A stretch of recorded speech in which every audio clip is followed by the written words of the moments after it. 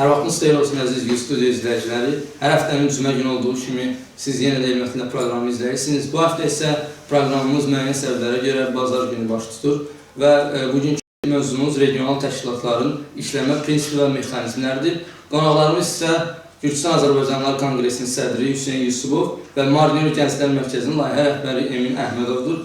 Mən hər iki qonağımızı salamlayıram və təşəkkür etmək istəyirəm bizim verilişimizə qonaq olduqları üçün. Mövzu əslində biraz genişdir və düşünürəm ki, bu mövzu haqqında ən yaxşı ifadə edilə biləcək, danışa biləcək insanların hər ikisi sizsiniz və uzun zaman mən istərdim, sizin də icazənizlə Hüseyin Emin Əhmədovla başlayaq.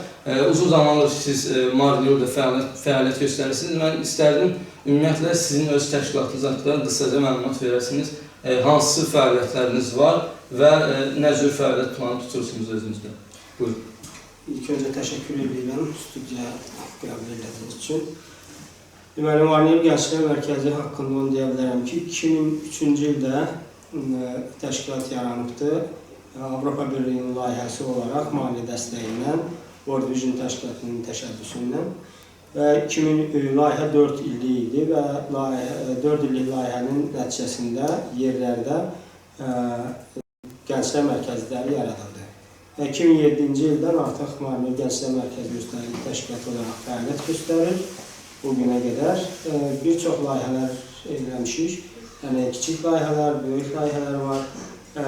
Eyni zamanda könüllülük prinsipinə üstünlük veririk. Əsas məqsədimiz gənclərimizin inkişafıdır və burada əlbəttə ki, təhsil, mədəniyyət, idman öz yerini tutur. Yəni, qısa bu qədər. Təşəkkürlər. Fəaliyyət sahəniz əsasən gənclərdir. Əsasən gənclərdir. Təşəkkür edirəm. Buyurun, siz öz təşkilatınızda qısaca məlumat verin. Gürcüstan Azərbaycanlıları Konqresi ilk növbədə Gürcüstanda yaşayan Azərbaycanlıların hüquqlarının müdafiəsi, bir vətəndaş olaraq onların Gürcüstanda inteqrasiyası məsələləri və bu təkcə Gürcüstan Azərbaycanlıları deyəndə təkcə şəxslərdən getmir söhbət. Yəni ki, bizim maraq dairəmizdə həm də bizim Azərbaycanlılar yaşayan kəndlər, bölgələr hamısı bizim maraq dairəmizdədir.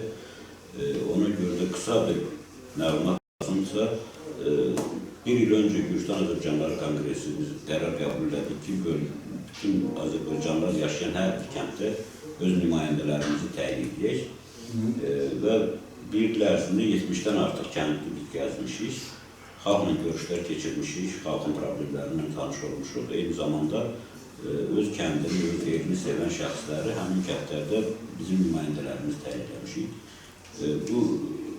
Bu deməli, gedişin mənası ondan ibarətdir ki, bütün kəndlərlə bizim daha sıx əlaqələrimiz yaranmaqdan ötürü və operativ informasiyalar almaqdan ötürü orada bizim nümayəndələrimizə ehtiyac yarandı və təyin edildiyimiz nümayəndələrin hamısı istər Qaraçöp bölgəsi, Sabarico rayonunda, istər Qardabanıda, istər Marniyolun artıq 80%-ni təyin edilmişik, Polis rayonun bir neçə kəndində artıq davam edir.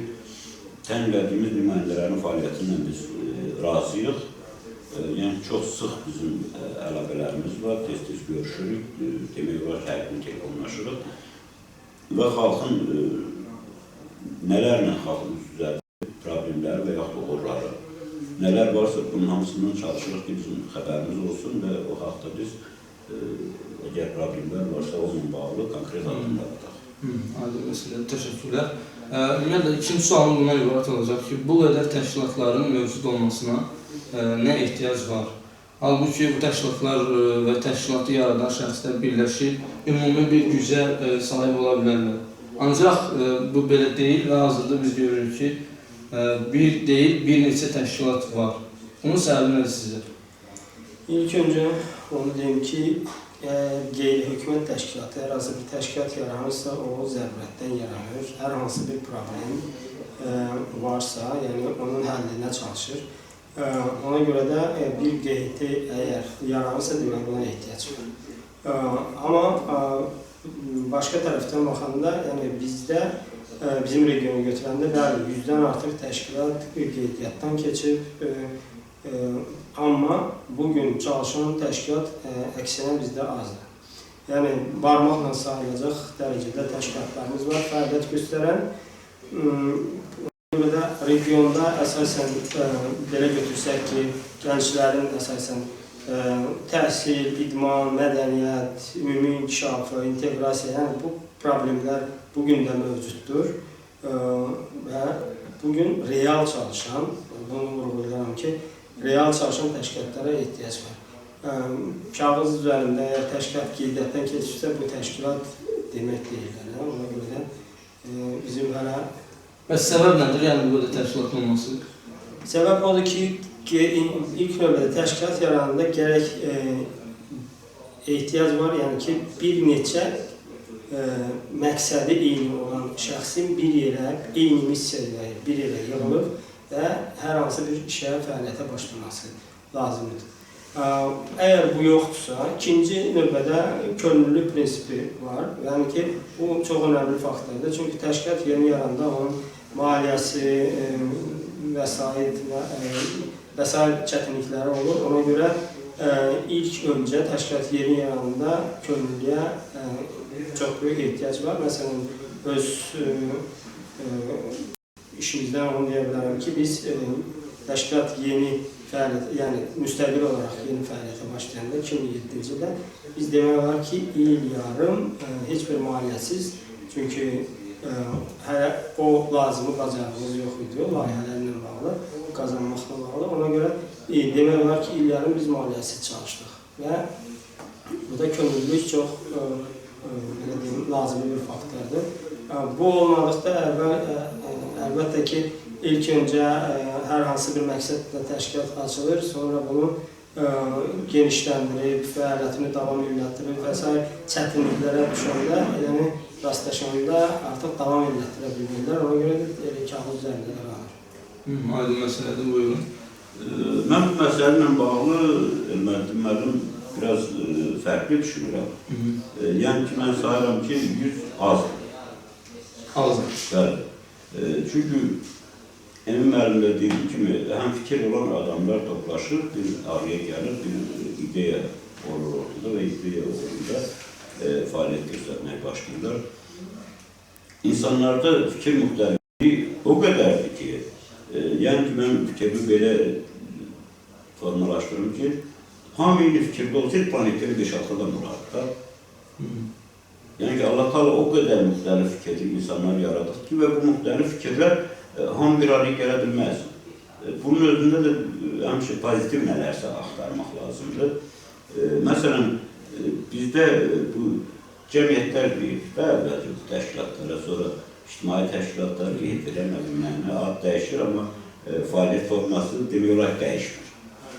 Bunların biz ilk yaranma dövrünə getsək, deməli, Sovet hökumətinin dağıldıqdan sonra deyək də ki, müstəqil Gürcistan yarının gündən bugünə ilk dövrdə ölkə dağıldı, konstitusiya öz fəaliyyətini dayandırdı, bütün qanunlar dayandırdı. Yeni bir müstəqil dövlət yarandı, Gürcistan dövləti, bizim vətənimiz olan Gürcistan dövləti və bu dövlətin hələ konstitusiyası yoxdur, yazılmış qanunlar da fəaliyyət göstərmir.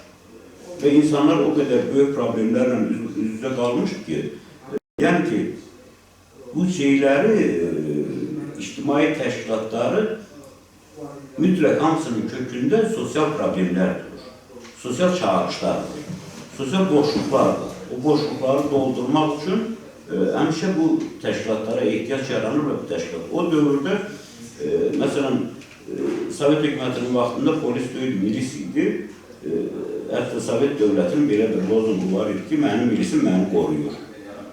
Sovet hökumətinin son 20 ilində, son 10 ilində hardasa ve Gürcistan yarandıktan sonra, müstakil Gürcistan dövləti yarandıktan sonra ilk 10 ildə, yəni 20 illik tarix kəsimində biz deyirdik ki, Allah məni polisdən qoru. Elə bir şəraitdən keçmişdə, bu hamı dəqiq xatırlayırıq. Onda, o dövrdə kriminal elementlərin funksiyasını polis həyata keçirirdi və hətta ən maraqlısı o idi ki, həmin polislər də kriminal elementlərə hesab verirdi, pul verirdi. Xalqdan qopartdığı pulları o kriminal elementlərlə bölüşürdü, onlara hesab verirdi. Belə bir dövrdə insanların haqları, hüquqları çox acımasız şəkildə pozulurdu. Eləsi bir dövrdə, məsələn, ilk yaranan təşkilatlardan ilk olan, tutaq ki, bizim cəmiyyətdə qeyrət təşkilatı oldu. Məsələn, qeyrət cəmiyyəti o dövrdə öz sözünü dedi. Xalqın haqlarını, hüquqlarını qorumaqdan ötürü nələr oldu dövrlərdə. Sonradan hökumət artıq formalaşmağa başladığı dövrdə Şevarnadze dövründə Gürcistanda dövlətçiliyin fundamentləri, himləri qurulmağa başladı. İlk künc daşları qoyulmağa başladı. Və ondan sonra hələ də qanunlar tam işləmirdi. Qanunlar yazılmışdı, amma işləmirdi. Onda başladı növbəti təşkilatlar yaranmağa. Növbəti təşkilatlar, məsələn, Marnioldə Mədəniyyət Mərkəzi yarandı, Fazıl Həsənovun rəhbərliyinin. Mədəniyyət sahəsində həqiqətən çox böyük xidmətlər göstərdi. Təşkilatın düzgün fəaliyyətini niyəsə dayandırır, məncə maliyyə problemlərinə görə dayandırırdı. Rustav şəhərində Xaləddin Yolçiyev, Rustav Azərbaycanların Mədəniyyət Mərkəzi, Qardabanda Musa Hacıyev, Musa da çox geniş fəaliyyət göstərir. Çox orada kurslar keçirlər, dərslər keçirlər, nələr, çox geniş fəaliyyət göstərir Musa. O dövrdə, məsələn, bizim üçün ən böyük sıxıntı Tiflis şəhəri idi. Tiflis şəhərində elə hazırda da böyük sıxıntı. Toplaşmağa bir yerimiz yox idi. Nəsə bir tədbir keçirmək istəyirik. Tutaq ki, dövlətçiliyimizi müstəqillik günü qeyd eləmək istəyirik. Hər hansı fərqli... Amma özür istəyirəm, hazırda 100-dən artıq təşkilat fəaliyyət göstərir regionda və bunların heç biri Tiflisdə tam olaraq ayaq açılıyor. Yox, bugün məsələn, mən Tiflisdə xüsusi vurgulamaq istəyirəm. Erməddin müəllim, mən Tiflisdə xüsusi vurgulamaq istəyirəm, tutaq ki, Axundov muzeyi. Orada həqiqətən Leyla xanım Əliyeva orada çox gözəl şərait yaranıb. Sanki Azərbaycanlar oraya gəlində bir dədəsi evli gəlmiş kimi gəlirlər, toplaşırlar. Biz də bir neçə də kongresin tədbirini keçirmişik. Orada Leyla xanım həqiqətən insanları ilə bir öz evladı kimi qarşılayır. Amma maliyyə məsələsinə diqqət etmək lazım düşünürəm. Maliyyə məsələsi haqqında mənim məlumatım yoxdur. Maliyyə məsələsindən bütün təşkilatlar sıxıntı çəkirlər. Məsələn, Marnolda fəaliyyət göstərən təşkilatlar var. Bugün gənclərlə bağlı, Emin müəllim dedi, gənclərlə bağlı təkcə Marnolda fəaliyyət göstərən 5-6 təşkilat var. Bəziləri kağız üstündədir, bəziləri real fəaliyyət göstərirlər. Məsələn, Leyla Məmmədovanın gənclərlə bağlı təşkilatı var, Yusufova Eliyuranın gənclərlə bağlı təşkilatı var, Səbinə Talibova Göyərçin təşkilatı bu məsələlərin üzərində işləyir. Emin müəllimin təşkilatı həqiqətən çox böyük işlər görürlər orada. Yəni ki, bu sosial tələbat yaranır şeylərə. Sosial tələbat yaranır, ona görə də bu işlər təşkilatlar doğulmuş olur. Aydın, təşəkkürlər. Suallarımıza keçək. Ceyhun Muhammedalı yazır, qonaqlarını salamlayır. Sualım hər iki qonağımızadır. Bugün ən yaxşı fəaliyyət göstərən təşkilatlar hansılardır və bu təşkilatlar haradan maliyyələşir? İstərim sizdən başlayalım. Ən yaxşı fəaliyyət göstərən təşkilatlar və maliyyələşir. Bugün onu deyim ki, yaxşı, biraz çox ümumi göstəricidir. Amma heç bir, bugün bizim regionda öz təşkilatımızda daxil olmaqla heç bir təşkilatın fəaliyyətindən tam razı deyiləm. Çünki hələ görüləcək işlər, önümüzdə o dayaq sadalığın problemlərimiz var. Görüləcək çox işlər var, ona görə də tam yaxşı deyə... Müqayisəni şəkildə götürsək? Bir şey, yəni, bugün, indi belə deyim, öz təşkilatını tərifləmək və s. yəni bunu faktlar mən tam qəbul edə bilmirəm ona görə, amma daha geniş fəaliyyət deyim ki, onu bizim gənclərimiz, əhali və s. deyə bilər. Amma biraz daha geniş fəaliyyət gənclərlə bağlı əlbəttə ki, hal-hazırda bizdədir. Çünki hal-hazırda bizdə 600 nəfər bir dəfiyə 600 nəfər gənc ödənişsiz olaraq kurslardan yararlanır. Hal-hazırda və bu artıq 2012-ci ildən davam edir. Bildiyiniz kimi çayındakı layihəyi nəzərdə tuturam və bu layihə SOCAR tərəfindən maliyyələşir. Hər kəs bilir, 2012-ci ilin sentyabr ayından bugünə qədər və 6000-dən bir artıq məzunumuz hal-hazırda olubdur kurslarımızda. Eyni zamanda bir çox başqa donorlarla fəaliyyətimiz var. Səfirliklərlə, Amerika Birləşmiş Ştatlarıdır, Estoniya səfirliyidir, Rumıniya səfirliyidir, Türkiyə səfirliyi, Azərbaycan səfirliyi, müxtəlif nazirliklərlə, NATO İnformasiya Mərkəzi, NATO ofisi və s. bunlarla birgə layihələrimiz olur. Eyni zamanda Avropa Birliyindən, USAID-dən layihələrimiz var və hal-hazırda World Vision-dan hal-hazırda partnerlik layihəmiz davam edir. Yəni, qısa bu qədər. Bəs maliyyə aldığı? İlklərim, əsasən xarici. Avropa Birliyi, USAID-i, SOCAR tərəfindən qeyd edildiyi layihə. Eyni zamanda dediyim kimi bu səfirliklərlə ki, bizim əlaqələrimiz var, əməkdaşlıqlarımız var. Onlar tərəfindən də müxtəlif layihələr həyata keçirəndə onlar tərəfindən də dəstəklənir. Aydın məsələdir. Buyurun siz. Mən bəyan qeyd edildiğim kimi ilk növbədə məsələn Qardaman rayonunda Musa Hacıyev həqiqətən çox böyük təşkilatdır, çox böyük işlər görürlər. Onları alqışlayıram. Xaləddin müəllim Yolçiyev Rustavidə. Xaləddin müəllim Yolçiyev haqqında mən onu da deyərdim ki, mən onun maliyyələşmək haqqında məlumatım yoxdur, amma bilirəm ki, özünün xırda bir biznesi var, o qazancının yarısını o işə xərcləyir. Musa Hacıyev səhv etmirəmsə, yəni Türkiyə. Musa Hacıyev vaxtda bilmirəm. Yəni Musa Hacıyev ola bilər. Türkiyədən maliyyələşir. Ola bilər. Ondan başqa Mariyolidə Gənclər Təşkilatı, Emin Müəllimgilin təşkilatı doğrudan çox böyük gənclərə tədris məsələsindən kurslar, dil öyrətmə kursları falan bununla bağlı çox böyük işlər görürlər. Ondan sonra Səbinə Talibova çox böyük işlər görür. Yəni ki, burada mən belə sayıram ki, hər yaranmış təşkilat, qeydiyyatdan keçmiş bir təşkilat, mənim gözümün. O vaxt mən o təşkilata sağ ol deyirəm ki, tək bircə Azərbaycanın da nəsə bir probleminə, bir dərdinə əlac edilirsə, bütün fəaliyyəti dövründə. Mən ona sağ ol deyirəm. Təşkilatın adı nə olmağı münasib olmayır. İndi ola bilər ki, burada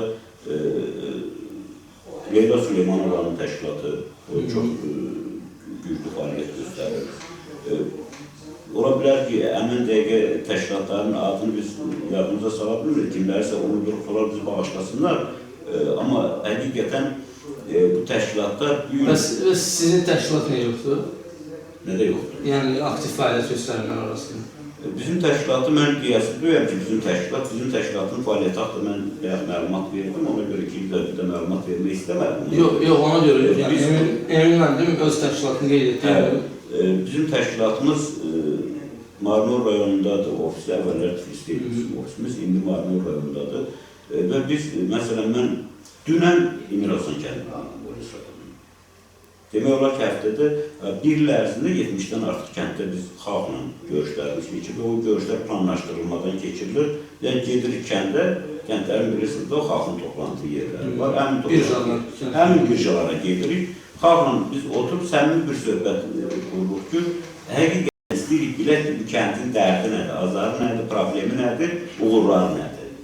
Və bizim üçün bir nömrəli məsələ ondan ibarətdir ki, bizim Gürcüstanda yaşayan Azərbaycanlıların çox böyük əksəriyyəti kəndlərdə yaşayır. Kəndlərdə yaşayır, ona görə də kəndlər məsələn bizim üçün, kongres üçün prioritet məsələdir ki, kəndlərimizdə insanlar tərk eləməsinlər, onları kəndə bağlamaqdan ötürü, onların yanında durmaq məsələsindən bağlı nə işlər görməliyik, hansı problemlərini həll eləməliyik, onlar kənddən köçməsinlər, kəndi tərk eləməsinlər. Bax, bu bizim hər gündə müzakirə etdiyimiz temalardan biridir. Aydın məsələ, təşəkkürlər. Yer gəlmişkən sizin təşkilatla bağlı sual var. Rəşən Ziyad Əliyev yazır, hər kanalı salamlayıram. Sualım Hüseyin bəydir. Gürcüstan-Azərbaycanlar Konqresi yaranan gündən Kveno kartinin fərqli kəndlərində əhali ilə görüşüb, onların problemləri ilə maraqlanırsınız. Bəs onların problemlərini həll etmək üçün nə kimi işlər görürsünüz və görəcəksiniz? Sual sevimli anlamdır, yer gəlmişkən. Çox gözəl sualdır, verdiyi suala görə çox sağ olsun tamaşaçımız. Mən məsələn, bayaq vurğuladım ki, dünən mən İmir Hasan kəndində olmuşam da.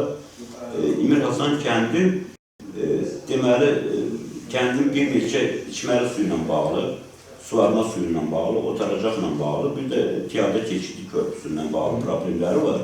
Və indi o problemlərlə tanış olduq orada. İşin acınacaqlı tərəfi odur ki, o problemlərin həlli üçün rayon munisipalitet rəhbərliyi çox cüzi nələrsə xərcləsə və az bir diqqət göstərsə, o problemlərin hamısı həll ola bilən bir problemlərdir. Və biz də artıq buradan səsləndirmiş olaq onların problemlərini. Eyni zamanda biz kəndlərin problemlərinin tanış olandan sonra aidiyyəti təşkilatlara, həmin problemin həlli Qamqiyobad adına, Birniyat adına, ayrı nazirlərdən biz oralara təqdimatlar yazırıq Konqresin adından. Eyni zamanda həmin məsələnin həlli yollarını da orada göstərir ki, bu yolla həll oluna bilər bu məsələlər və onu kontrolda saxlayır. Təşəkkürlər, aydın məsələdir. Asif Vəliyev yazır, qonaqları salamlayıram. Bildiyimiz kimi 1+4 proqramı Azərbaycan məktəbləri üçün kadr hazırlanmır. Məktəblərimizdəki müəllimlər isə artıq təqaüd yaşına çatıblar. Qeyri-hökumət təşkilatları bununla bağlı nə işlər görür? Xahiş edirəm, bu sualımızı cavablandırasınız. Biraz ümumi sual oldu, mənə elə gəlir.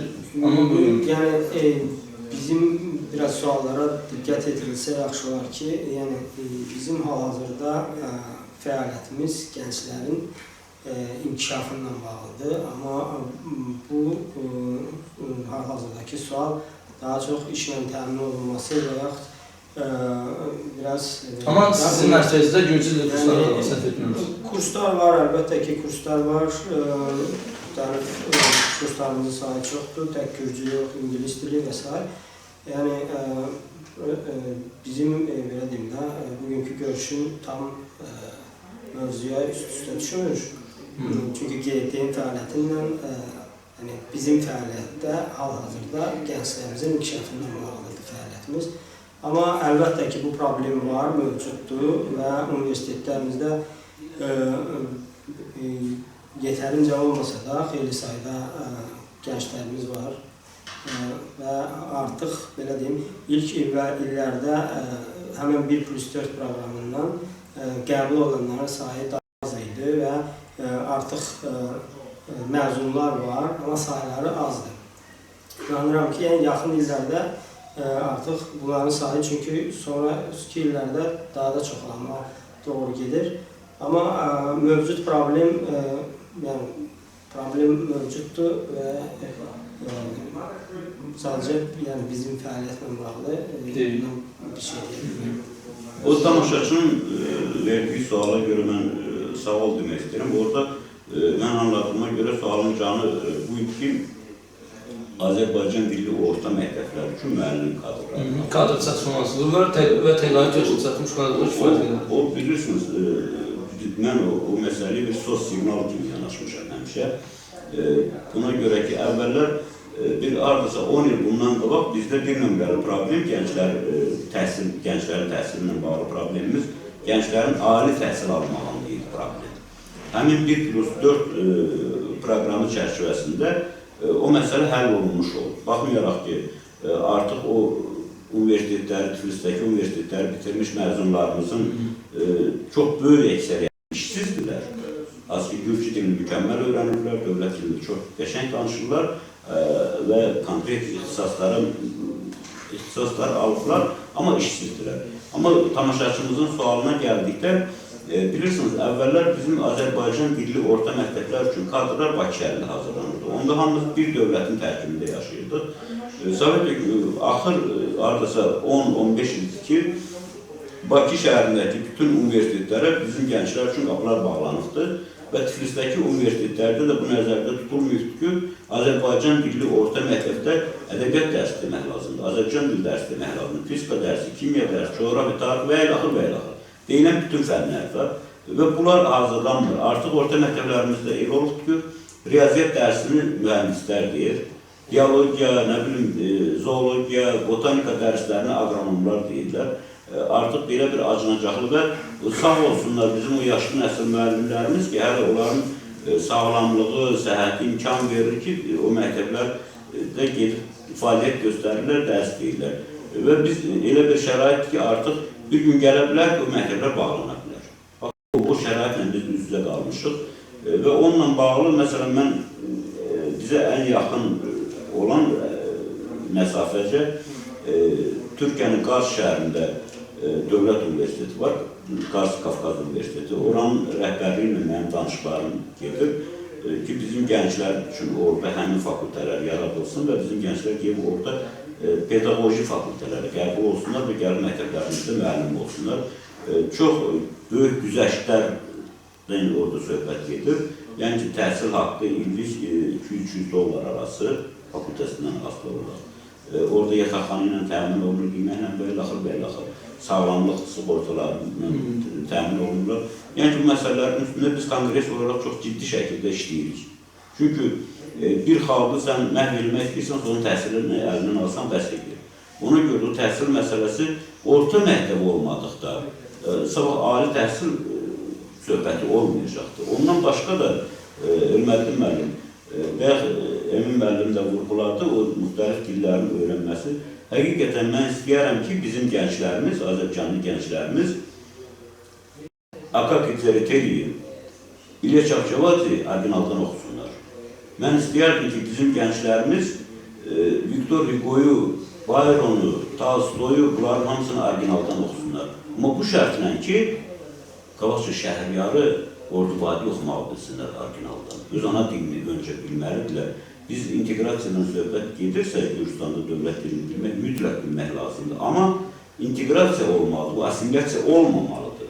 Öz dövlət, öz xalqının etnik dilini, dili hesabına olmamalıdır. Öncə öz dilini öyrənməlidir, hələ öz ana dilini və dövlət dilini bilməyi, mən sayıram ki, məcburidir, bilməlidir. Aydın məsələdir, təşəkkürlər. Bir balaca əlavə etmək istəyirdim. Və sualdan əvvəl demək istəyirəm ki, təşkilat olaraq biz yalnız hal-hazırda daha çox gəncləri məlumatlandırmaqla faydamız ola bilir. Eyni zamanda, yəni, problem müəllim də qeyd elədi və mənfi cəhəti odur ki, ən çox bu problem gündən-günə daha çox kəskinləşir gedir. Kəndlərimizdə vəziyyət daha kəskindir. Amma burada bir şeylər də var. Kənd məktəblərində, administrasiyalarda yeni nəsil gənclərin işlə təmin olmasında bəzi problemlər var. Bəli, çatışmamazlıq var, amma onların belə bəzən işlə təmin olmasında problemlər olur. Təşəkkürlər. Sizə daha bir sual var. Dediyiniz problemləri həll etmişdə hansısa Azərbaycan təşkilatları və şirkətləri və təşkilatlar sizə kömək göstərirlər. Bayaq vurguladığınız problemlər haqqında Şəhriyar Axundzadənin tanışatımız qeyd edir. Şəhriyar bəyə mən sağ ol deyirəm. Bilirsin, məsələn, mən oradan başlayım ki, onun sualına cavab verməyə. Kongresin maliyyəsi bizim vətənpərvər dostlarımız, qardaşlarımız maliyyələşdirirlər. Mənim öz dostlarım. Onların biri də mənim oğlumdur, onun için olmaq şərtlə. Yəni, buradan fəaliyyət göstərirlər, yoxsa Azərbaycanda? Azərbaycanda da var, burada da var, Türkiyədə da var. Aydın. Az ki, bizim əslən buralı olan oğlanlar. Onlar kömək edirlər. Eyni zamanda orada bizim o dediyimiz problemin həllində tutaq ki, Qars Universitetinin rektorunu mən buradan minnətdarlığımı bildirmək istəyirəm. Çünki o çox diqqətlə bizi dinlədi, bir neçə dəfə biz onunla görüşmüşük. Çox diqqətlə bizi dinlədi və onu bir öz şəxsi problemi kimi qəbul elədi bizim gənclərin, məktəblərimizin problemlərini. Və o söz verdi ki, bu problemlərin həllində bizə yardımcı olacaqdır. Yaxın günlərdə yenə mən onu görüşüm olmalıdır. Ondan başqa bizim ziyalı kütləmiz, Borçalıda yaşayan ziyalı kütləmizin bu məsələlərin həllində bizə çox böyük dəstəyi var, çox tez-tez görüşlərimiz olur. Ziyalılarımızın fikri həmişə bizdən ötürü önəmlidir. Çünki kim özünü ağıllı sayırsa, ən axmaq hərəkətləri o adamlar edirlər. Amma həmişə ağıllı adamların məsləhətinə bizim ehtiyaclarımız var. Aydın məsələ, təşəkkürlər. Günka itirmişdi adlı tanışlarımız yazır. Mənim sualım Emin Əhmədova və Hüseyin Yusufovadır. İlkimizi hər şey salamlayıram. Mənim sualım Gürcüstanda yaşayan Azərbaycanların Gürcü cəmiyyətinə inteqrasiyasında qeyri-hökumət təşkilatların nə kimi rolu var və bununla bağlı nə kimi işlər görürlər? Yenə sizdən başlayaq, buyurun. Ümumiyyətlə qeyri-hökumət təşkilatlarının Gürcüdə rolu böyükdür və dediyim kimi, yəni bizdə hal-hazırda bu təşkilatların fəaliyyətinlə bağlı problemlər olduğuna görə fəaliyyətin aşağı səviyyədə olmağı elə bizim inteqrasiya problemini, belə deyim, inteqrasiya olmamıza da mənfi təsir göstərir. Yəni, hardasa prosesi yavaşlayır. Bu inteqrasiya kəlməsini biz çox tez-tez istifadə edirik. Mən inteqrasiyanı elə təhsildən inkişafdan ondan irəli gələrək elə inteqrasiya olunur. Çünki bir toplum deyim, icma deyim, əgər təhsilsiz, savadsız, mədəniyyəti olmayan bir toplum heç bir yerə, nə dövlətə inteqrasiya da ola bilməz. Ona görə də mən düşünürəm ki, ilk növbədə borcumuz elə bizim gənclərə bilik, savad, təhsil verməkdir. Onların hər tərəfli inkişafı, hər kəs ola bilsin ki, təhsil dalınca getmir, amma mədəniyyət sahəsi var, incəsənət sahəsi var, idman sahəsi var. Bütün sahələrdə gənclərimiz inkişaf eləməlidir. Və yalnız bu yolu keçdikdən sonra, o gənc hər hansı bir pilləyə qalxdıqdan sonra daha da uğurlu olmaq istəyir və artıq daha da irəli getməyə çalışır. Və bu da artıq inteqrasiya dediyimiz məqam artıq bundan sonra başlayır. Eyni zamanda burada bəli, dil bilmək də çox önəmli bir faktordur. Bu da vacib bir şey deyil, bəlkə də ilk birincisidir. Amma bura kompleks sistem olaraq yanaşmaq lazımdır. Biz ümumiyyətcə ümumi götürüb elə inteqrasiyadan illərlə danışa bilərik və belə götürsək, Sovetlər dağılandan sonra biz çox böyük bir vaxt bitirdik və həmən bu inteqrasiya dediyimiz, belə deyim, inkişafla bağlı problemlərimiz oldu gənclərin. Xeyli sayda bizim gənclərimiz həyatda özlərini tapa bilmədilər.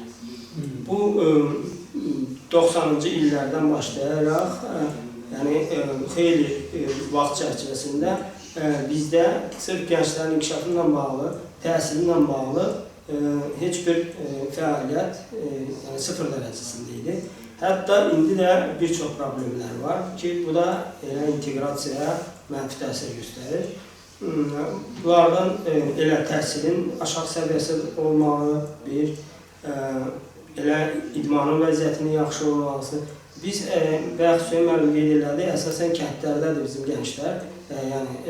Çünki, məsələn, bizim mərkəzə belə gələn gənclərin 60%-ə yaxını kənd gəncləridir.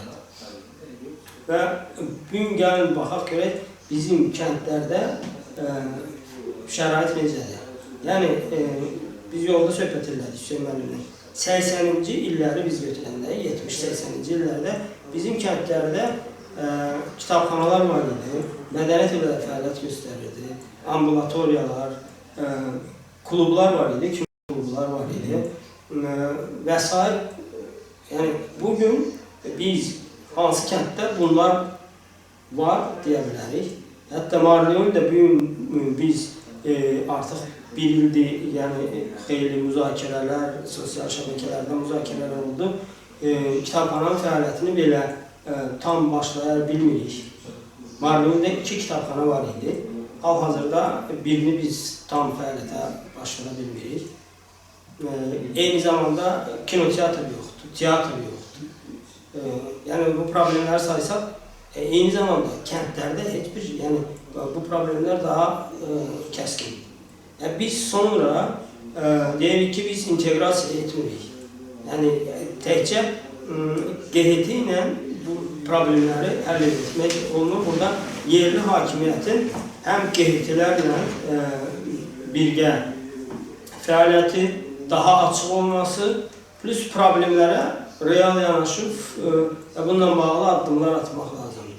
Biz, yenə deyirəm, illər itirdik, amma bundan sonra da bu illəri itirmək artıq vaxtımız yoxdur.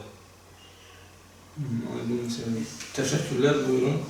Mən inteqrasiya məsələsindən bağlı tamaşaçımızın verdiyi suala görə sağ ol demək istəyirəm. Bunu qeyd etmək istəyirəm ki, inteqrasiya məsələsi ilk növbətə dövlətin məsələsidir. Yəni ki, biz Azərbaycanlılar Gürcüstanda yaşayan əhalinin hardasa 10%-ni təşkil edirik. Deməli, Gürcüstan xalqının biz 10%-ni təşkil ediriksə, dövlət xalqın iradəsinin ifadəsidir. Dövlət, buna görə də dövlətdə artıq ciddi addımlar atılıbdır. İlk ən böyük addım ki, reinteqrasiya dövlət nazirliyi yaradılıbdır bu işləri həyata keçirmək üçün. Burada da mən sizi əmin edirəm ki, təkcə dili mükəmməl bilmək bir yetərli deyil. Tutaq ki, mən Gürcüstan vətəndaşıyım, Gürcüstanda yaşayıram. İtalyan dilini özüm üçün götürüb mükəmməl öyrənmişəm. İtalyan bir dəfə də olsun görməmişəm. O demək ki, mən İtalyan inteqrasiya oldum. Xeyr, o demək deyil. Burada inteqrasiya ilə baravar tolerantlıq paralel etməlidir bu. Yəni ki, biz Gürcü inteqrasiya sözünü mən bu cür qəbul edirəm, qaynayıb qarışmaq. Bizim Azərbaycan dilimizə tərcümə eləsək, borçalıca bu cür səslənir ki, qaynayıb qarışmaq. Qaynayıb qarışmaqdan nə vaxt qaynayıb qarışa bilərik biz? O vaxt ki, bir-birimizin təkcə dilimizi bilməyək, eyni zamanda bir-birimizin dəyərlərimizlə tanış olaq, bir-birimizin mədəniyyətimizlə tanış olaq, bir-birimizin ədəbiyyatımızla tanış olaq, bir-birimizin dini baxışlarıyla tanış olaq və bütün bu dəyərlərə sevməsək də hörmət qoymağı bacaraq, hörmətlə yanaşmağı bacaraq. Mən bir Gürcü dostumu qəbul edirəm bir xristiyan kimi, bir pravoslav xristiyan kimi və ona o cür hörmət yanaşıram. O da məni qəbul etməlidir bir müsəlman kimi və o cür mənə dəyər verməlidir. Bəli, bu adam müsəlman dininə mənsubdur. Bunun ədəbiyyatında, poeziyasında bu şeylərə üstünlük verilir. Milli dəyərlərində bu şeylərə üstünlük verilir. Bu bayramları var, bu şeylər var, bu şeylər. Bunlar tolerantlıq deyəndə mən bunu nəzərdə tuturam və bu cür biz qaynayıb qarışa bilərik. Bu yaxın bir neçə gün bundan öncə məsələn, həmin reinteqrasiya nazirliyi bir proyektini açıqladı, prezentasiyası oldu. Ondan çox xoşuma gəldi. Yəni ki, bizim Azərbaycanlı gənclərin sazkarlı təhsil alırlar. Onlar artıq staj keçəcəklər ayrı-ayrı təşkilatlarda. Yəni ki, iş almaq şansları daha da artacaqdır. Ona görə onunla ciddi addım sayıram. Amma ictimai təşkilatlara gəldikdə, ictimai təşkilatlar dövlətin davamı demək deyil. İctimai təşkilatların adından da məlum ki, bunların fəaliyyəti ictimai fəaliyyətdir. Dövlət öz funksiyasını yerinə yetirməlidir. İctimai fəaliyyətlərin üzərinə düşən yükü xalq həmişə öz yükünü daşımağı bacarıqdır. Amma əsas odur ki, dövlətdən bir ciddi addımlar olsun. Mən bunu da vurgulamaq istəyirəm, əgər vaxtımız varsa, bizim inteqrasiya məsələmiz təkcə Gürcülərə və Azərbaycanlara aid deyil. Məsələn, bugün Gürcüstanın bir nömrəli dərdi Abxaziya problemi var, Osetiya problemi var. Elə deyil mi? Sayaq ki, mən ümidvaram ki, belə də olacaqdır. 3 ildən sonra, 5 ildən sonra Abxazlar və Osetinlər dövlət Gürcüstanın tərkibinə qarışdılar. Onlar qarışdığı etapda, qarışana qədər, qarşılandan sonra biz kimi İlazlı nümayəndəsi olacaq, elə deyil mi qardaşım? Onlar deməli, onlar üçün maraqlıdır ki, bugün orada Gürcüstanın tərkibində olan millazlıqlar hansı vəziyyətdə yaşayırlar? Ona görə Gürcüstan dövləti məsələləri çox ciddi, bax bu kontekstində bir yanaşmalıdır. Aydın məsələdir, təşəkkürlər.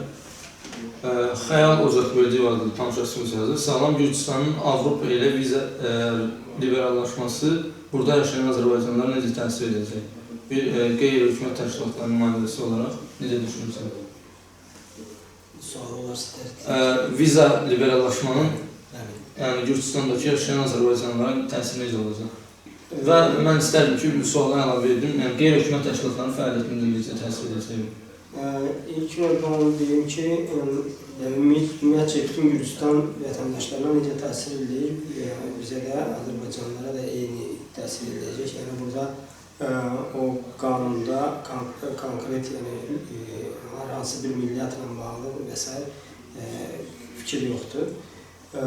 Qaldı ki, bizdə əsasən məlumatlandırmaq xarakterli görüşlər düzdür, çox təşkil edilmişik və NATO ofisindən, NATO İnformasiya Mərkəzindən, Avropa Birliyindən bir çox kənd gəncləri ilə, Marvel gəncləri bir çox görüşlər və əsasən məlumatlandırma məqsədləri görüşlər təşkil edilir. Çünki əhali tam bilməlidir ki, bu nədir? Yəni, tam məlumatsız olan şəxs sabah əksinə, həm özünə, həm ailəsinə daha da mənfi təsir göstərə bilər. Çünki qanunları bilməlidir, orada şərait, yəni bu hansı şeyləri var, yəni kriterləri və s. Yəni ona görə də çox ehtiyac var ki, bu məlumatlandırmaqla ciddi məşğul olunsun. Düzdür, biz məşğul oluruq bundan, amma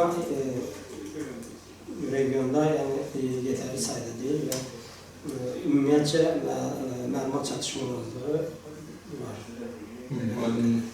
Bu məsələ ilə bağlı mən tamaşaçımıza sağ ol demək istəyirəm. Bu məsələ ilə bağlı mən demək istəyərdim ki, bu məsələdə ictimai təşkilatlara daha çox yük düşür. Nəinki dövlət təşkilatlarına. Niyə? Çünki vizanın liberallaşması nə deməkdir? Avropa Birliyinə, Schengen zonası ölkələrinə bizim vətəndaşlarımızın heç bir problemsiz daxil olması və 3 ay orada qala bilməsi. Bu demək, 3 ay ərzində gedib orada işləyə bilər, çalışa bilər. Bu, həyatın reallığı bunu deyir. Amma getdiyim, bizdə belə bir söz var, deyir, kimdir, kör kimdir, hansı ki, bilmir. Bilmir, amma mən çalışma haqqı yoxdur. O adamı savadsız sayıram ki, kim ki bilmək istəmir. Aydınmı? Onlar deməli, getməmişdən öncə gedəcəyi ölkə haqqında bir məlumat toplamalıdır. Onların mədəniyyətinlə bağlı, oranın yaşayış tərzindən bağlı, oranın dilini öyrənməlidir. Sağ olsunlar, bizim rayonda bir neçə təşkilat yaranıbdır. O cümlədən Elmi Müəllim Təşkilatı müxtəlif dillər üretirlər. Bundan bəhrələnməlidirlər bizim gənclərimiz. Eyni zamanda orada ola biləcək ki, biraz üfüqləri biz geniş tutsaq, yəni bir 20 il, 30 il irəliyə baxmış olsaq, görərək ki, gənclərimizin bir hissəsi gedib artıq nə dər ki, getdilər Rusiyada yerləşdilər, Türkiyədə yerləşdilər, yaxın qonşu ölkələrdə yerləşdilər.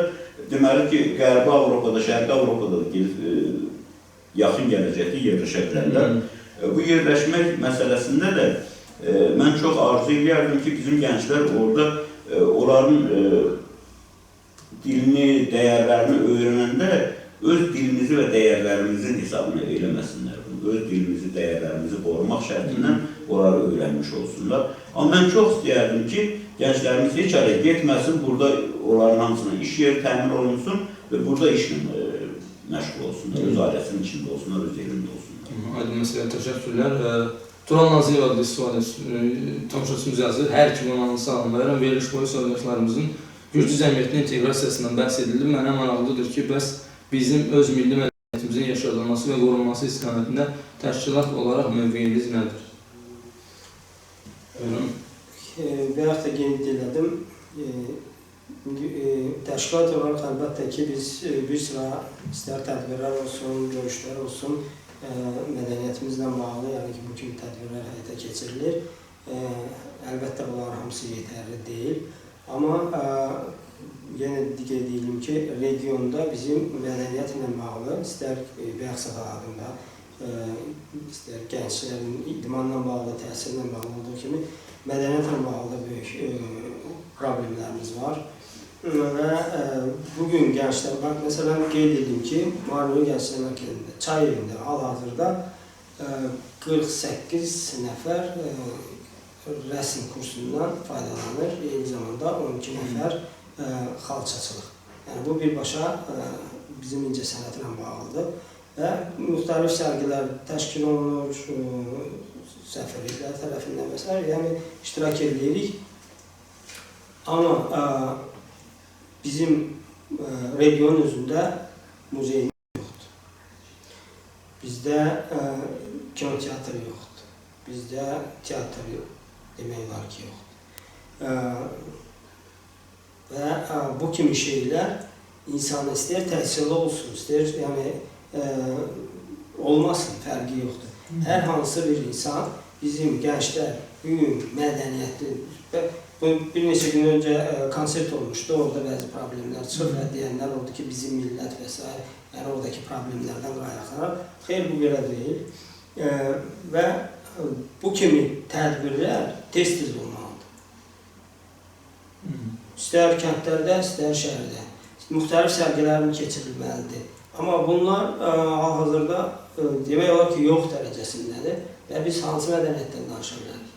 Sabah bizim yetişən gənclərimiz əgər öz mədəniyyətimizi bilməyəcəksə, başqasının mədəniyyətinə necə öyrənəcək və hansı inteqrasiyadan söz gedərlər və hansı inkişafdan söz gedərlər.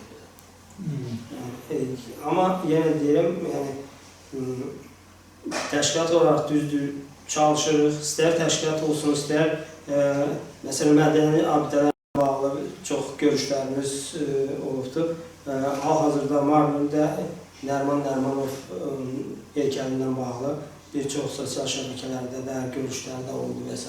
Yəni, demək olar ki, bərbad haldadır və yaxın günlərdə daha da gündən-gündən xarab olur və başqa abidələr də var, onlar da onun kimidir və mədəniyyətə bu cür yanaşmaq və eyni zamanda kitabxananın 32.000 kitab bugün mədəniyyət evinin zirzəmisində yatırsa, bu da yenə bu proses də uzana gedir. Yəni, bunlarla bağlı ciddi məşğul olmaq lazımdır. Bugün həmən mən dediyim nədir ki, QHT-lərimizin sayının azlığı, kağızda olan mən QHT saymıram. Real çalışan QHT-lərimizin bu yöndə fəaliyyətinə ehtiyac var ki, bizim təhsilimiz, mədəniyyətimiz, inkişafımız, idman və s. ki, hər tərəfli inkişaf eləsin bizim gənclik. Əks halda, yəni bunun sabah, bunun posteristiyaları daha çətin olacaqdır və bunları düzəltmək daha çətin olacaqdır. Ona görə... Aydın məsələ, təşəkkürlər. Buyurun, çox qısaca olaraq sizə. Mən bununla bağlı demək istəyirəm ki, biz çox böyük bir mədəniyyətə mənsub olan xalqın nümayəndələriyik. Az ki, şərqdə ilk opera Azərbaycanda yazılıbdır, çox muğamlar nota yazılıbdır, saz-havalar nota yazılıbdır. Yəni ki, çox zəngin bir mədəniyyətə sahib bir xalqdır. Bir çox xalqlar, məsələn, həsəd apara biləcək dərəcədə biz zəngin bir mədəniyyətə mənsub bir xalqın nümayəndələriyik. Amma bugün həyatın reallığından yanaşmaq lazımdır hər şeyə. İnsanlar ac olanda mədəniyyəti ön plana çıxartmaq mümkün olmur. Nə vaxt ki, insanın bir nömrəli qayğısı o ki, axşam mən ailəmə bir planka çörək apara biləcəmmi, bilməyəcəmmi? Bugün bir nömrəli bizim problemlərimizdən biri işsizlikdir. Mən əminəm ki, insanların o dolanış səviyyəsi, ailələrin dolanma səviyyəsi bir müəyyən bir standartlara gəlib çatsın, normal standartlara gəlib yerləşsə, mədəniyyətimiz daha çox, yəni ki, mədəniyyətimizi öncə biz yaşatmalıyıq, sonra inkişaf elətdirməliyik. Olanları saxlamaq və inkişaf elətdirmək. Amma bununla bağlı da mən söhbətimizin əvvəlində qeyd eləmişdim ki, Fazil Həsənovun Mədəniyyət Mərkəzi, eyni zamanda Xaləddin müəllimin Mədəniyyət Mərkəzi, onlar bununla bağlı çox böyük işlər görürlər, bunu da anmaq olmaz. Yaxın günlərdə, məsələn, Xəlil Hüseynovun rəhbərliyi ilə aşıqlarla müraciət elədilər, Gürcistan Aşıqlar İttifaqı yaradıldı və onların planlarıyla, gələcək perspektiv planlarıyla mən tanışam və çox bəyənirəm, çox böyük işlər görmək istəyirəm. Çünki Borçalı deyəndə ilk növbədə Aşıq saz yada düşür və sazsız Borçalı olmaz və o aşıqlar da mən ümidvaram ki, orada birləşəcəklər, birləşiblər artıq və geniş proyektlər var, planlar var. Biz də konqres olaraq onları dəstəkləyirik, biz onlarla görüşürük, aşıqlarla, onların fikirlərini dinləyirik. Aprel ayının birinci həftəsində gözlənilir bizim çox böyük sənətkarımız Aşıq Hüseyin Saraçkının yubileyi gözlənilir. Hər il aprelin 7-8 günlərdə qeyd olunur. Borçalı aşıq mədəniyyəti, Borçalı mədəniyyətinin bizim dəyərlərimizin tərkib hissəsidir. Ümumiyyətlə, aşıq saz Türk dünyasının tərkib hissəsidir. Və biz Borçalılar da həm Gürcistan üçün, həm Azərbaycan, həm Türkiyə arasında bir köprüyük. Həm bu mədəniyyətin daşıyıcısıyıq, həm bir köprüyük. İstər iqtisadi baxımdan, istər mədəni baxımdan bütün sahələrdə. Və mən ümidvaram ki, burada qeyri-hökumət təşkilatları da öz sözünü deməlidir. Bizim o xanım qızımız dediyi kimi, hər birimizin mədəniyyətimizdir bu. Əgər mədəniyyətimizdən biz nəsə itiririksə, o demək ki, biz gələcəyimizdən nələr itiririk. Ona görə hər birimiz ona diqqət göstərməliyik və bunlar da yalnız sözdən ibarət olmamalı. Aydın məsələ, təşəkkürlər. Samira Bayramovadır, tanışaçımız yazır. Salamlayıram. Hüseyin bəy əvvəllər dövlət idarəsində vəzifə tutduğu zaman vazir problemlərin əlində rol oynaya bilmədi. Baxmayaraq ki, savad və bacarıq vardı, indi konqresdən nə gözləyək? Ümumiyyətlə, bizim rəsmi nümayəndələrimizin fəaliyyəti olduqca aşağıdır. T-House-la bağlı deyəlim ki, düzdür, çox uşaq gedib gəlib, son illərdə fəaliyyət yaxşıdır, amma T-House-a 3 aydan artıq gənclərə təsir göstərə bilmir. Əsasən kurslara aksent edir. Yerli kursların heç biri dil problemlərini həll edə bilmir. Daha mükəmməlləşdirmək üçün yeni reforma həyata keçirmək istəyirsinizmi? Ümumi olaraq rayonda az-çox fəaliyyətdə olan gənclər mərkəzidir, amma edə biləcəyinin 20%-ni edirlər. Baxmayaraq ki, maliyyə və layihələr əməkdaşlıq baxımından vəziyyətləri yaxşıdır, uğurlar. Ən çox sizə ünvanlayırlar və sizin keçmiş fəaliyyətinizlə bağlı qeyd ediblər. Sizlə başlayalım. İlk o məlumatı verim ki, bizdə kurslar 3 aylıq deyil. 3 aylıq başlanğıc kurslardır və gənclər, belə deyil, ilk növbədə kurslara qəbul olunandan sonra 3 aylıq ilkin etap keçirlər və onlar test imtahanları verirlər və ondan sonra artıq 6 aylıq və 9 aylıq kurslarımız var. Yəni, qəbul olan və əlbəttə ki, 3 aylıq kursa qəbul olan gənclərin hamısı 6 aylıq kursa keçə bilmirlər. Çünki orada test imtahanlarından keçə bilməyənlər var. Ümumiyyətlə, testlər hər ay təşkil olunur. Yəni, hər keçən ay testlər keçilir. Amma yekun test 3 aydan sonradır. Və artıq bu testləri verən gənclər 6 aylıq kursları daha üst səviyyəyə keçirlər. Eyni zamanda 6 aydan sonra 9 aya. Yəni, bunu keçəndən sonra gənclər əsasən artıq daha çox, belə deyim, mərkəzin gündəlik fəaliyyətinə cəlb olunan gənclər olur ki, hansı ki, müxtəlif treninqlərə, seminarlara cəlb olunur. Bildiyimiz kimi, onu məlumat verim ki, artıq çay evində bir ildən artıqdır ki, təlimlərin əksəriyyəti, yəni bəziləri var, bizim mədəniyyətlə bağlı və s. Yəni bunlar Azərbaycan dilində olur, amma əksər təlimçilər Tiflisdən gəlir və yaxud xaricilər olur və Gürcü dilində keçirilir. Yəni o periodu keçən gənclər artıq tam həmən dildə danışa bilirlər. O məlumatı verim ki, bəli, problem böyükdür, çünki bizim hər 3 aydan bir sadəcə biz yeni qrup götürə bilirik. Yəni, hər 3 aydan bir yeni qrup təşkil olunur və bu qrup biz bir dəfə əgər 50-60 maksimum gənc götürə biliriksə də həmin periyodda 200 nəfərə yaxın, bəlkə də bəzən də biraz artıq gənc başvuran olur. Yəni, yazılanlar olur ki, bu da Gürcü dilinin bugün bəli problemini göstərir ki, məktəblərdə Gürcü dili problemi var. Biz istəyərdik ki, məsələn, kompüter kurslarını göstərim. Kompüter kurslarını əvvəllər bizə çox müraciət olanlar, gənclərin sayı çox idi. Bugün kompüter kursunun sayını biz azaldıq, yəni bir qrup eləmişik, 3 qrupuydu və onun yerinə dil kurslarını artırıq. Çünki buna belə deyim, daha Tələbat. çox tələbat daha çoxdur.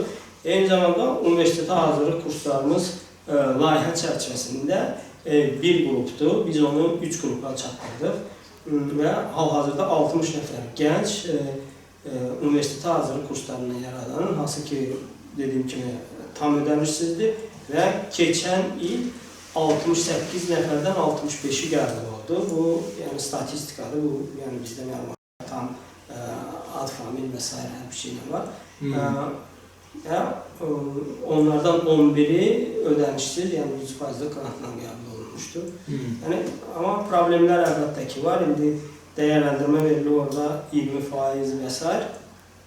Sadəcə biz elədiyimiz, belə deyim, fəaliyyətlərin hamısı layihə çərçivəsində deyil, çox hissəsi var ki, təşəbbüslə biz eləyirik. Onun əksəriyyətini məlumat, belə deyim, çox edənsənin məlumatı olunur. Sadəcə bilirlər ki, çay evində falan fəaliyyət oldu, nəsə təşkil olundu və bu layihə çərçivəsində olduğu zənn edən fikirləşirlər. Və əksəri, yəni kurslardan əlavə bir çox başqa fəaliyyətlər var ki, bu hardasa könüllülük. Bizdə 30-dan artıq gənc könüllü olaraq müxtəlif fəaliyyətlərdə işləyirlər. Eyni zamanda stajda olan gənclərimiz var və s. Təşəkkürlər. Siz aid olan sualı istərsiniz, səsləndirin. Həmin Samir bəyin buyurduğu sözlə bağlı mən onu dedim. Samira Bayram. Samira olsun. Mən onun verdiyi suala görə çox sağ ol deyirəm. Mən sizi inandırım ki, mənim 56 yaşım var. Büyüm mən bayaq qeyd elədim ki, 70-dən artıq kəndi gəzmişim, gəzməkdə davam edirik. Büyüm mən göstərdiyim fəaliyyətə bütün enerji həmin kəndlərdən alıram. Həmin kəndlərin hər birində ən az 5 nəfər, 3 nəfər yaxınlaşıb minnətdarlıq eləyəndə ki, sən filan vəzifədə olanda bizə bu yardım edirsən və kəndə və yaxud konkret şəxslərə, inan ki, o münasibətlərin hamısı mənə həyata bir stimul verir, fəaliyyət göstərməyə bir əzm verir, bir ilham verir və mən o enerji ilə fəaliyyət göstərirəm. O enerjilə mən bəhrələnirəm, insanlarımızdan aldığım enerjidən və mənim üçün həyatda ən böyük zövq o insanlarla görüşməkdir, o insanları dinləməkdir. Aydın olsun, təşəkkürlər. Əhməd İmamquliyev yazır, axşamınız xeyir, hamınızı salamlayıram.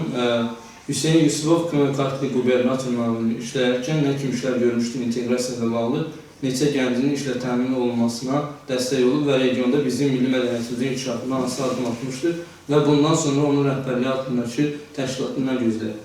Bu belə bir sualdır. Əhməd İmamquliyevə mən Azərbaycanlı gənclərlə maraqlandığına görə çox sağ ol deyirəm. Çünki Azərbaycanlı gənclər adətən bizim maraq dairəmizdədir. Başqa millətlərin nümayəndələri Azərbaycanlı gənclərlə maraqlandı bizim üçün daha böyük impuls vermiş olur. Azərbaycanlı gənclərlə bağlı biz nə işlər gördüyümüzü gənclər daha yaxşı bilir. Kimlər Azərbaycanlı, bunlar daha yaxşı bilirlər. Aydın, təşəkkürlər. Yenə bir sual var. Suallar nədəsə sizə aiddir, sizə ünvanlanır. Elvira Sənaoğlu adlı tamaşaçımız yazır. Öncəliklə hər birini salamlayıram. Sualım hər iki qonalıdır. Gürcüstanda saysız Gürcüstan Azərbaycanlıları başlığı altında təşkilatlar mövcuddur. Bunların sayının çox olmasını necə izah edə bilərsiniz? Yəni Gürcüstan Azərbaycanlıları başlığı tamamilə başqa bir yanlış ifadədir. Bu haqda söz demirəm. Sualım sırf bunların çoxluğuna bağlıdır. Misal üçün Gürcüstan Azərbaycanlıları Kongresi və Gürcüstan Azərbaycanlıları Milli Kongresi kimi Hüseyin bəy təşkilatınız bugünə kimi nə işlərlə məşğul olub? Bəlkə mən yanıldıram, amma bugünə qədər görülən bir iş görməmişəm. Bundan sonraki fəaliyyətləriniz nədir? Və maraqlılardır ki, biz gənclərə bildirərdiniz, maliyyəniz hardadır? Gürcüstan Azərbaycanlıları Kongresi və Gürcüstan Azərbaycanlıları Milli Kongresi arasındakı fəaliyyətlərin fərqləri nədən ibarətdir? Sağlıqlar, təşəkkürlər. Çox sağ olsun, sual verdiyinə görə çox maraqlı sualdır. Birincisi, fəaliyyətimizlə bağlı da maliyyə haqda da biz artıq məlumat tamaşaçımız biraz gec qoşulubdur.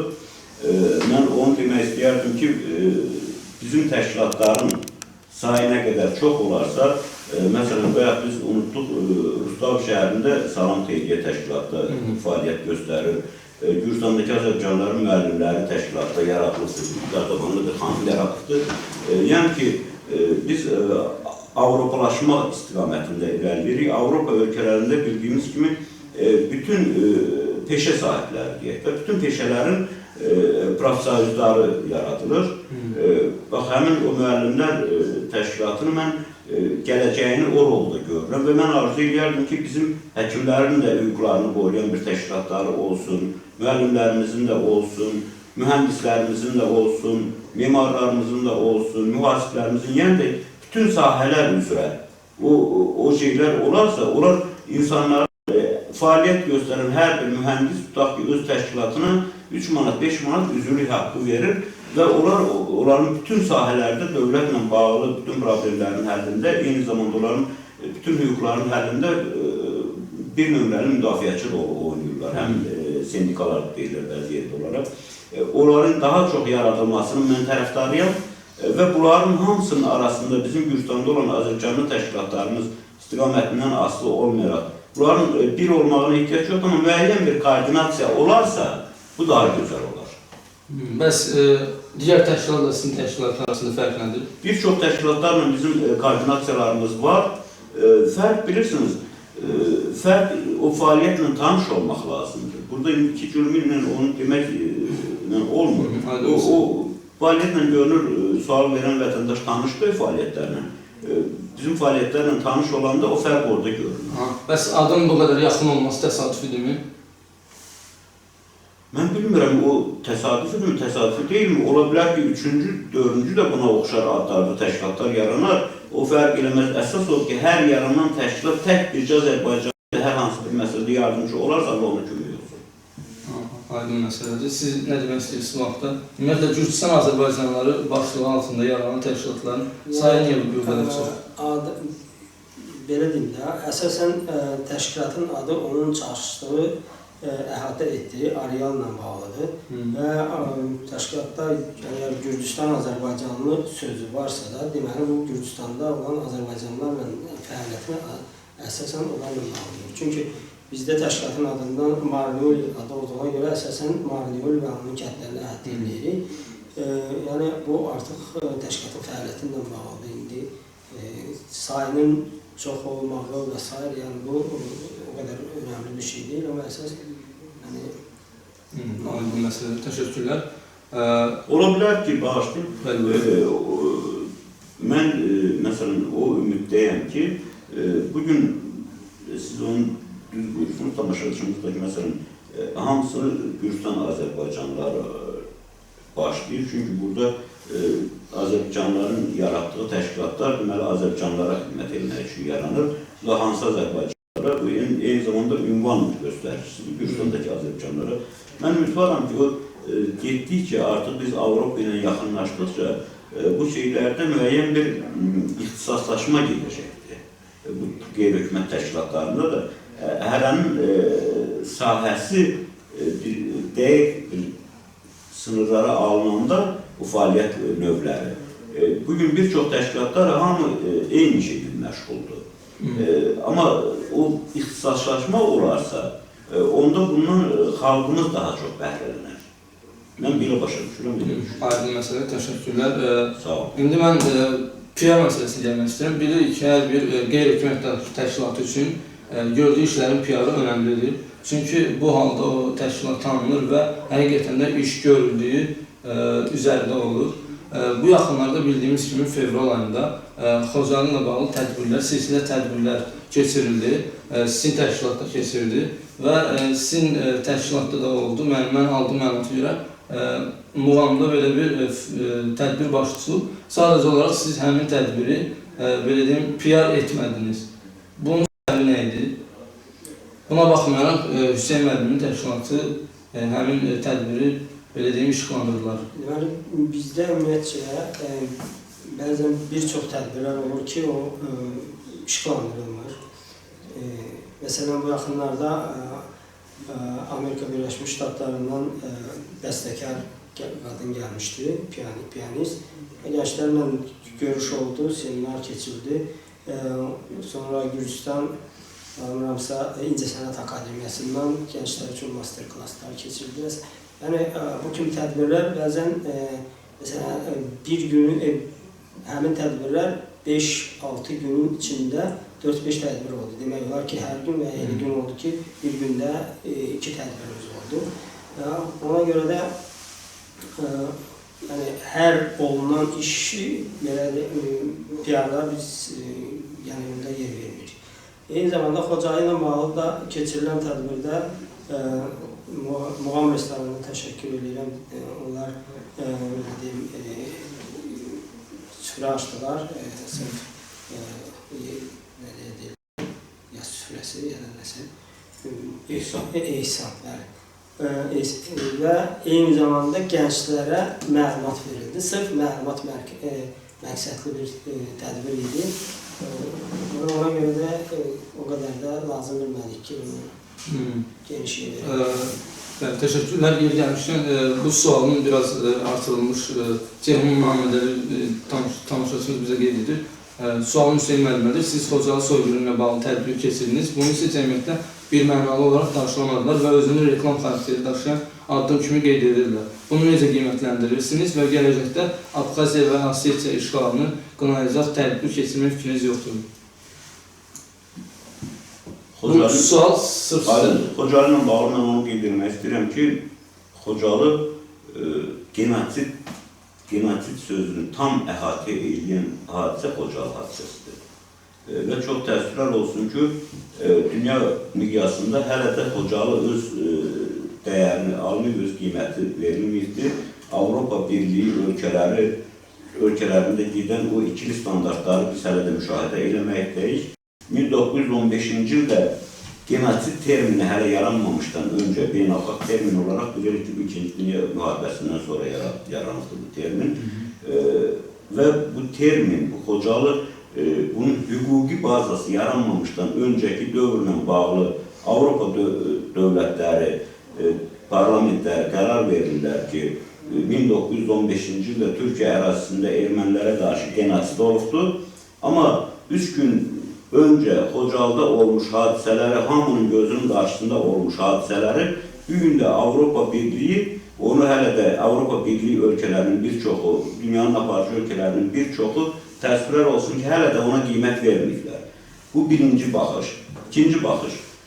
Xocalı ilə bağlı biz Xocalı ilə bağlı çox az təşkilatlar bu il tədbir keçirdilər və o az təşkilatlardan biri biz olmuşuq. Adətən 26-sı günü səfərlikdə olur tədbir və biz də 26-sı günü keçirdiyimizə görə biz bu cür hesabladıq ki, bugün səfərlikdə var tədbir. Ona görə jurnalistlərin heç birini biz dəvət eləmədik ki, səfərlik keçirirsiniz, jurnalistlər deməli hamısı səfərlikdədirlər. Amma səfərlik keçirmişdi 25-ində və jurnalistlər biz dəvət eləmədən gəlmişlər. Bu bir. İkincisi,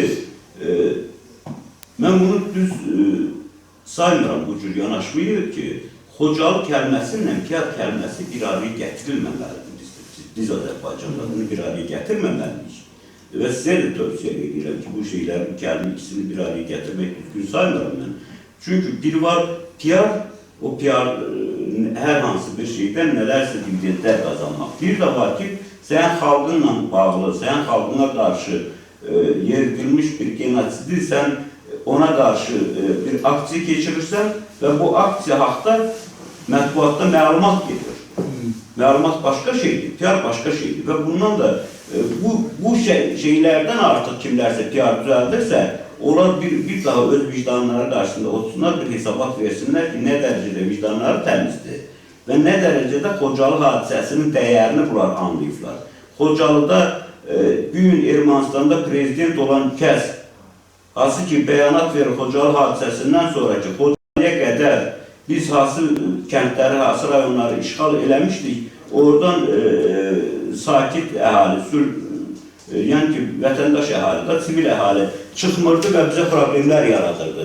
Biz Xocalıda həm gəncləri, həm uşaqları, həm qocaları, həm qadınları qırdıq ki, bundan sonraki işğal edəcəyimiz bölgələrdə o əhali, mülki əhali bizə problem yaratmasın. Bunu bugün Ermənistanda prezident olan kəsin bəyanatıdır. Və həmin Ermənistan prezidenti bütün dünya ölkələrində bir güya ki, bir hörmətli şəxs kimi qəbul olunur və Türk dövləti olmayan genosid əziyyəti çəkir. Biz hamımız Türkük və o əziyyətlər dünya bilməlidir ki, bunun qiymətini xalq verir. Amma o birisi cür düşünənlər o qiymət verən təşkilatlara PR şəklində yanaşırlarsa, onlar bir daha öz vicdanlarının qarşısında hesabat verməlidirlər ki, onlar nə düşünürlər və niyə belə düşünürlər? Aydın məsələ. Bəli, biz efirimizi bitiririk. Mən bir daha sizə təşəkkür edirəm hər birinizə ki, qonağımız oldunuz. Ümid edirəm, müzakirə maraqlı oldu və bir daha görüşmə ümidi ilə hələlik deyirəm. Və əziz dinləyicilər, bugünkü verilişimiz sona çatır. Təşəkkürlər, hələlik, növbəti həftəyə. Sağ olun. Sağ olun.